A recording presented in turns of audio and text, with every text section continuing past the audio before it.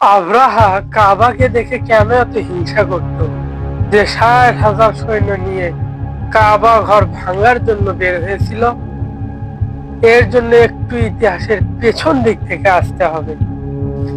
হাবশা এবং ইয়েমেন দুইটা আলাদা রাষ্ট্র। হাবশাতে দখল করেছিল খ্রিস্টানরা এবং ইয়েমেনকে কন্ট্রোল করছিল ইহুদিরা। এখন এই দুই জনের মধ্যে অনেক দিন ধরে লড়াই। তো ইয়েমেন প্রথমে হাবশায় আক্রমণ করে এবং অনেক ধ্বংসযজ্ঞ চালায়।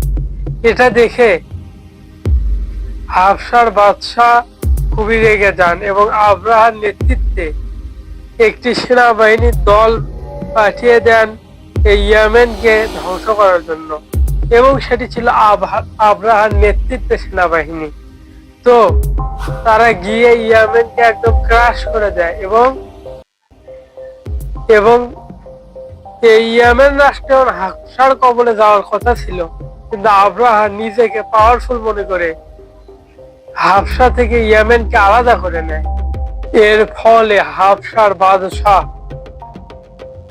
আরো একটি বড় ফৌজ পাঠিয়ে দেয় এই আব্রাহাকে সরানোর জন্য। কিন্তু ওই দলটি মুনাফিকি করে সেই তাদের সেনাপতিকে কতল করে আব্রাহার সামনে পেশ করে। এইভাবে আব্রাহার শক্তি, প্রভাব, প্রতিপত্তি আরো বৃদ্ধি পায়। কিন্তু এবার আব্রাহা তার জীবনের সব থেকে বড় ভুলটি করে বসে। সেটা হচ্ছে সে কাবা ঘরকে দিকে হিংসা করা শুরু করে। কাবা মক্কার সেন্টারে হওয়ার কারণে সকল মানুষ এখানে এসে ইবাদত করে। এটা দেখে আব্রাহার সহ্য হয় না, কারণ অর্থনৈতিক সব সুবিধা পাচ্ছে শুধু মক্কারা, কুরাইশরা। এটা দেখে আব্রাহা তার এলাকায় একটা আলিশান বিল্ডিং বানায় এবং সেখানে হীরার জহরত দিয়ে ভরে দেয়, যাতে মানুষ এখানে আসে ইবাদতের জন্য। কিন্তু তার সেই মন্দিরে কেউ যায় না, সবাই আবারও কাবা গৃহে যায়। এটা দেখে আব্রাহার প্রচন্ড রাগ হলো।